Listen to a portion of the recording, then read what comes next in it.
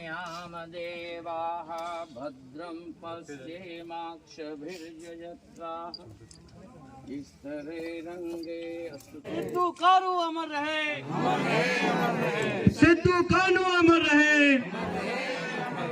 सिद्धू कानू अमर रहे, तिलका मांझी अमर रहे।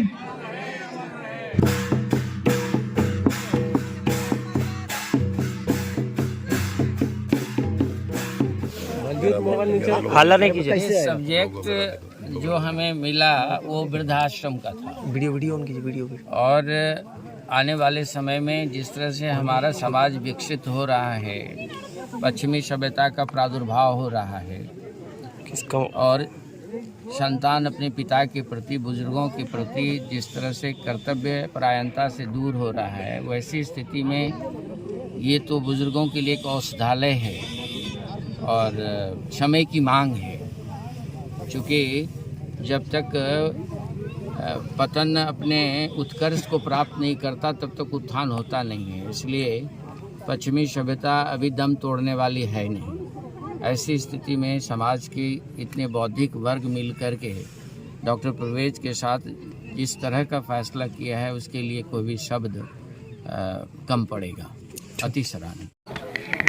सर, ऐसी क्या मजबूरी रही जो सर इस सिद्धेश्वरी गांव में आकर आपने आज वृद्धाश्रम खोल रहे? सर, एक माँ अपने 4 बच्चों को बचपन में खिलाने और पिलाने का काम करते हैं, जब वृद्धा हो जाते हैं तो वृद्धाश्रम में क्यों भेज दिए जाते हैं? देखिए, सबसे पहली बात है कि आजकल का लोग वेस्टर्न कल्चर, मेरे गुरुदेव ने भी कहा है कि वेस्टर्न कल्चर इतना हावी हो गया है कि जो नई बच्चियाँ आ रही हैं घर में, वेस्टर्न कल्चर में जो हालात बन गई है कि 1-2 नहीं, मैं सैकड़ों उदाहरण देना चाहूँगा। मैं स्वामी जी को बताना चाहूँगा और अपने तमाम अभिभावक को कि 122 लिस्ट हमारे पास आ गई है जो वृद्धाश्रम के लिए है। ताज्जुब वाली बात कि आपने समाज के दर्द को समझा, समाज के नब्ज को पकड़ा, आने वाले कल को पकड़ा, तभी तो आप आज तमाम वीआईपीओं से आज आपसे इस क्षेत्र में 22% लगभग लोग ऐसे हैं कि जो इधर उधर लेकर खाते हैं। मैंने ये भी कहा है, अपील में भी मैंने कहा है कि इस अपील में आप देखेंगे कि 22% लोग समझ लिए कहीं दूसरे के घर मर। अब तो कमाई है नहीं, क्योंकि वृद्धा शरीर से काम होता नहीं है। तो हम लोगों ने एक निर्णय लिया है, हम लोगों ने लगभग ज़मीन वगैरह सभी एक्वायर कर लिया है। अब अपने अभिभावक का इंतज़ार में है। अभिभावक ताज्जुब होगा, अभी बहुत खुशी की बात है कि बसंत बहार की तरफ से 51,000 रुपया का राशि इस वृद्धाश्रम को दिया गया। मैं उनको बहुत धन्यवाद देना चाहूँगा।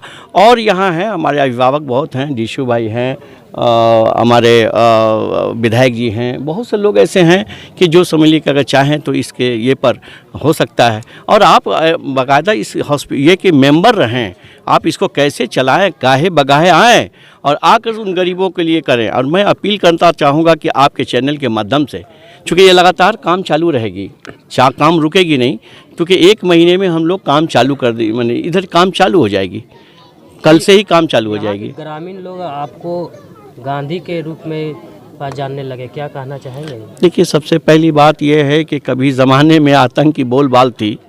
अरे मैं तो ये भी कहूँगा, खुले मन से कहना चाहता हूँ कि वो भी मेरे समाज के एक पार्ट हैं।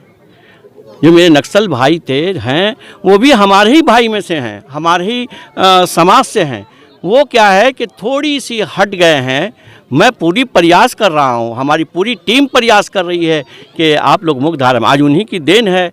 मैं आपको बताऊं, पूरी क्षेत्र हमको समझ लिए सहयोग किया है। तब सबसे पहले तो मैं मान्यवर स्वामी जी का आभार प्रकट करते हैं कि इन्होंने अपने बेशकीमती समय निकाल के और वृद्धाश्रम के नींव रखने में अपने जो अहम योगदान दिए हैं, उसके लिए मैं इनको कोटि कोटि नमन करता हूं।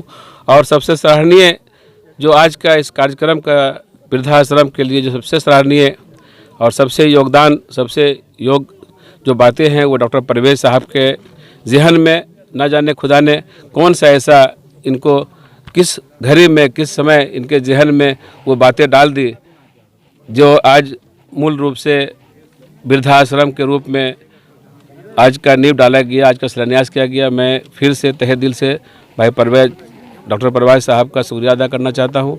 स्वामी जी ने बहुत अच्छे सीख, बहुत अच्छे बातें स्वामी जी के मुख से बोला गया उसके आगे बोलने का कोई शब्द ही नहीं है हमारे लिए जो मैं स्वामी जी के बात को नज़रअंदाज करके या ओवरटेक करके कुछ बात बोल सकूं।